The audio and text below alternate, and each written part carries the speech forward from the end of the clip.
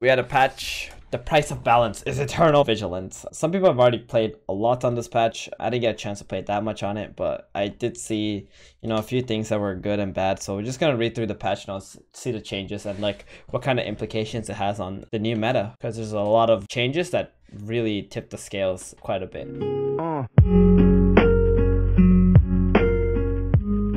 Underlord changes. An Essex, damage support and the medicine. Attack damage bonus changed from 35% to scaling, essentially. So instead of the Enthrall and Essex giving 35% all the time, it scales starting at 25% up to 35%. So it's much, much weaker. It's still a good Underlord, obviously. Like, people previously always picked this in physical damage comps because it just amplifies your damage, and it can even give you like a tank when it casts Enthrall because it goes off really quickly in fights. So this was pretty nice. Hobgen, high damage dealer, implosion. Damage changed from 600 start to 700, and then it scales up. Every single level is like 100 more. And the unit that gets hit by this actually gets dealt double the damage, right? So that's a lot. So like the unit that gets hit by the implosion is getting like an extra 200 damage. And then if you're playing mages, that's an additional, whatever the amplification of the level of mages that you have. So it's kind of crazy. And the previous patch before this one, friendly fire got buffed up where the units that are adjacent to where the bombs land take full damage as well. So this friendly fire Hobgen got super buffed like twice. So it's like really, really good, I think, currently. You can even play this friendly fire Hobgen in multiple builds, not even just mages, just because like the damage that it deals is really high. So if you have like bad Underlord choices, like I think friendly fire just became another option for you to play in your builds. Like any builds that have tanks in it, I would play it. The only build I probably wouldn't play this in is like some kind of like Hunter Heartless build, because they already have plenty of damage. They just need a way to stay alive. Hero changes. Bryn Mother. Attack damage changed. They just buffed her base damage a little bit because she just wasn't being played, so just adjusted her stats in regards to that, right? So it starts off with 70 base damage, scales to 140, then 336. It's okay. Like, it's not a big deal. I don't think Brood Mother's still gonna see much play just because of that. Her spell still kind of sucks. Jaw Ranger, they've nerfed her attack damage here. I think it's pretty big nerf. Like, for hunter units, every damage is important. Every single point of damage is important. So her minimum damage got nerfed by 12, and pretty much the same for her max damage got nerfed by 13. Whatever her minimum damage was before as a level 2, that's her maximum damage as a level 2 now. So that's a pretty big nerf for Zhao. She essentially lost like 12 damage, which is crazy because like I said, every point of damage for hunters is very, very important. Mirana, same thing. Her damage got nerfed quite a bit. For Mirana, it's more like a 20 damage nerf. That's even more. Because like I'm looking at their 2-star stats, right? Like that's what's really important. Zhao got a 12 damage nerf and Mirana got a 20 damage nerf, which is crazy. Again, hunters need every point of damage. Like, it's so important for them. And let's not forget, on top of this nerfs, an Essex and the medicine also got nerfed. So they're getting even less damage, and they're being amplified on less damage as well. So all these damage nerfs is adding up tremendously, like, for hunters. And then Sacred Arrow damage changed from 400, 800, 1-8 to 400, 600, 1-4. So that's another 200 damage nerf on level 2 Arrow, which is more nerfs to 2-star Mirana. I don't know if it was necessary, like, to nerf it this heavily, like, in multiple different ways, but, I guess they felt like it was necessary, right? So, Nature's Prophet. Maximum mana changed from 100 to 80. Mana cost changed from 80, so at 80 mana, Nature's Prophet can already cast a spell. It's okay.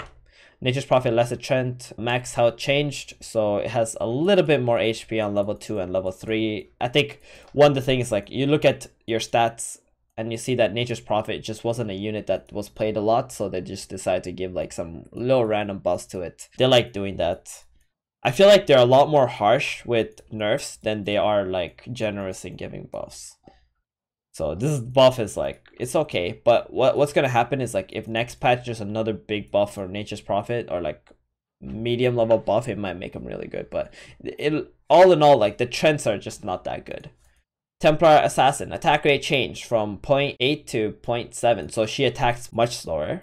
I think that's a big deal, especially because this will be a nerf to Void, but this also affects assassins, because assassins really care about all their attack speed. So that kind of hurts TA quite a bit. I don't feel like TA need a nerf. I feel like if ever you're gonna nerf void units, you should nerf other void units, not TA. Because TA is such a important unit in Assassins, right? So that's gonna hurt quite a bit. Venomancer, maximum mana change from 100 to 80. Plague Words. So it's the same thing, like Nature's Prophet. It wasn't being used that much, so they changed it. But this one is kind of big because Venomancer, like Plague Word, is really strong in the early game. I think early game you can have some potential win streaking with Venomancer easier. It has a really low cooldown too, so that's kind of nice. Item changes. Armlet, bonus attack damage change from 90 to 120. Okay, good one. I mean, not really. That was sarcasm. Like, I actually think this, it didn't change anything for Armlet. Armlet is still like a pretty bad item. You need the unit who carries Armlet not to take any damage from any other source. Like I said, like if you want Armlet to be good, you need to give it attack speed. The biggest and most important stat along with damage is attack speed. And this Armlet is draining 100 HP a second. Let's not forget that, right? Even if it does give you armor, 120 damage is like 90 to 120 damage is not a lot. It's like very, very small buff. But if this Armlet item suddenly got like 20% attack speed along with these stats, then it would be insanely good. You could even make it a tier 3 item if you gave it 30% attack speed with 120 damage and like 10 armor if it's draining 100 health a second. That's fine. But this is like not that good. The only unit maybe who can benefit from this is like some kind of warlock builds. But even then, like, are you really gonna play freaking Armlet that's gonna drain 100 HP a second? Then like some casual wind blows by and then your unit is just dead, right? Satanic, health percent when lifesteal activated change from 30 to 50. Activation cooldown change from 20 to 15. This is actually sick. Like, I think Satanic is playable. This is a significant buff, I think, to Satanic. Like 50% is kind of big. Making it have like lower cooldown. I'm not sure if you'll ever be able to activate twice in one fight, but it's kind of good. I think I like this one. Alliance changes. Assassins, critical bonus change. You got small buffs. This, I think this used to be the numbers of assassins before they nerfed it, right? Like some patches ago. I'm pretty sure this is just a reverted like change to assassins. Like they nerfed it and then now they gave it back what its stats used to be. So okay, small buff to assassins. Savages, bonus damage per attack change from 5-7-10 to 5-8-10. So at level 2 savages, you get 1 more damage per hit, which is kind of big because now I think 4 savages are playable. They were playable before too, but it's kind of nice. Like you get a easier transition in the main game with the extra buff. Vigilant, bonus damage on first hit change from 50 to 40 on level 1, then 50 on level 2. Bonus damage on first hit change from 50 to 40-50. I think the bonus damage is actually a percentage based. It's not actually a flat damage. Yeah, it's percentage based. It's not flat, guys. Okay, let's not forget that on top of this nerf to Vigilance, there were these Templar Assassin and Vigilant unit got nerfed. Marana and Drow Ranger, both Vigilant units got mega nerfed, right? These two were mega nerfs. So all in all, this adds up to like gigantic ass nerfs to like Hunters in general and Vigilance in general.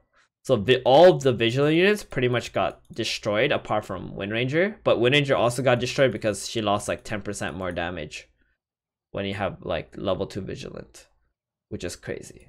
IMO, Hunters are kind of gonna completely die out. I feel like, I think all the other builds like that Hunters were in, like, or were partners with Hunters can survive because they're not touched, like for example Heartless units. But I feel like Hunters got destroyed, especially their mid game. Their mid game is gonna be god awful. Now if they hit end game where they get like Medusa, yeah, it's still good. But to get to the end game, you're gonna have to do like some really crazy circus tricks to like get there. Last thing is Void, percent of target max health as bonus pure damage change from 5 to 4. So this is probably the second biggest change in this patch. I think the Hunter change was the biggest one, and this was the second change. Like this also, in addition to Hunters being nerfed, this hurts Hunters as well because Voids were partners with Hunters. And now Void, because this is a huge change, this is a freaking 20% reduction in their alliance. And they cost a lot of gold to begin with. This means suddenly alliances that have like high HP builds are gonna be probably rampant. Easily rampant. Who is that? Brawnies. Brawnies are gonna be godly, in my opinion. Like just from reading this, and we played a few games and Brawnies are godly. Knights are gonna be crazy good because Voids actually counter Knights too, in a way. Actually, Knights could fight back against Voids because they can heal up the damage because they have healers. But now, with Voids being nerfed, it's easier to heal up that damage. It's a huge, like 20% is huge, right? And then what else we got? Warriors. Warriors who care about pure damage because they are armor dependent tanks are gonna be stronger, right?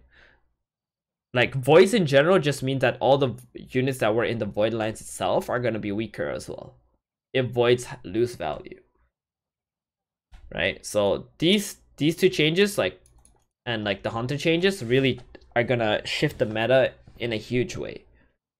They're gonna shift the meta in a huge way where like Hunters are probably gonna completely fall off. Like we might see like 1 player playing Hunters, 2 players, maybe 2 players. I don't even want to say there will be 2 players. I think we're just gonna have 1 player playing Hunters and that's it.